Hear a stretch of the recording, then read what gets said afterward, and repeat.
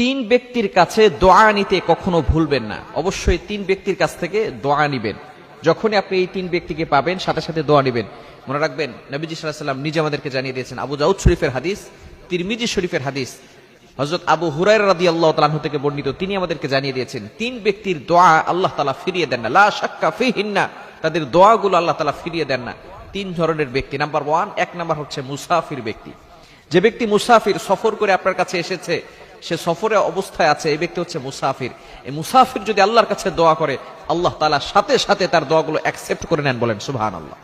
এজন্য অনেক সময় আপনাদের এলাকায় বড় বড় ওলামায়ে কেরাম আসেন আলোচনা করার জন্য, আসে নাকি আসে না? যখন তারা আসবে অবশ্যই তাদের কাছ থেকে দোয়া নেবেন, হুজুর আমার জন্য একটু দোয়া করেন, আমার বাচ্চাটার জন্য একটু দোয়া করে দেন। এজন্য তাদের কাছ থেকে দোয়া নেবেন, আল্লাহ তাআলা সেই দোয়াগুলো অ্যাকসেপ্ট করবেন, কবুল করবেন। এজন্য এক নাম্বার হচ্ছে দাওয়াতুল মুসাফির, মুসাফিরের কাছ থেকে দোয়া নিতে কখনো ভুলবেন না।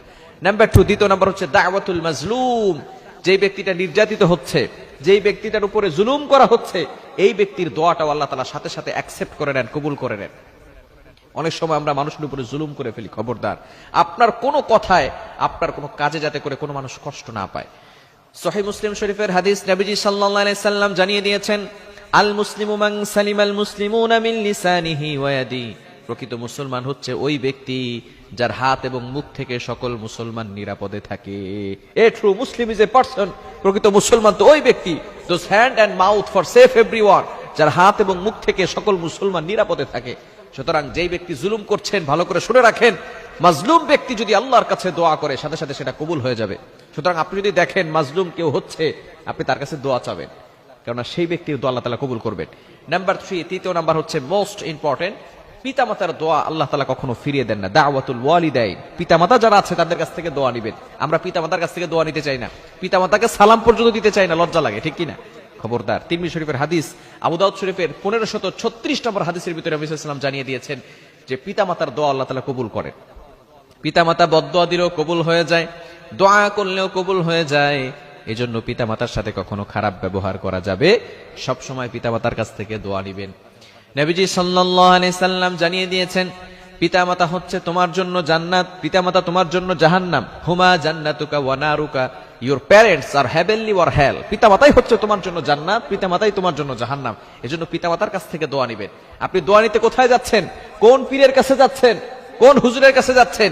জান্নাত তো আপনার ঘরে পড়ে আছে। নবী সাল্লাল্লাহু আলাইহি ওয়াসাল্লাম জানিয়ে দিয়েছেন, আল জান্নাতু তাহতা আকদামিল উম্মাহাত, মায়ের পায়ের নিচে আল্লাহ তাআলা সন্তানের জান্নাত রেখে দিয়েছেন। আর আপনি জান্নাত নিতে কোথায় যান? আপনার ঘরের ভিতরে আল্লাহ তাআলা জান্নাত রেখেছেন। এজন্য পিতামাতার কাছ থেকে দোয়া নিতে পারবো তো ইনশাআল্লাহ? পিতামাতার কাছ থেকে দোয়া নিবেন। মুসাফির ব্যক্তির কাছ থেকে দোয়া নিবেন, তাদের কাছে দোয়া চাইবেন। মাঝে মধ্যে মুসাফির ব্যক্তিকে হাদিয়া দিবেন, পিতামাতাকে হাদিয়া দিবেন।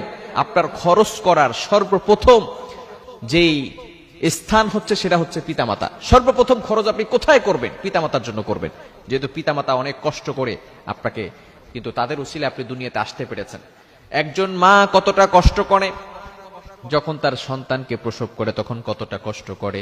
সাধারণত মানুষ 45 ইউনিট ব্যথা সহ্য করতে পারে, কিন্তু একজন মা যখন তার সন্তানকে প্রসব করে 45 নয় 57 ইউনিট ব্যথা সহ্য করে।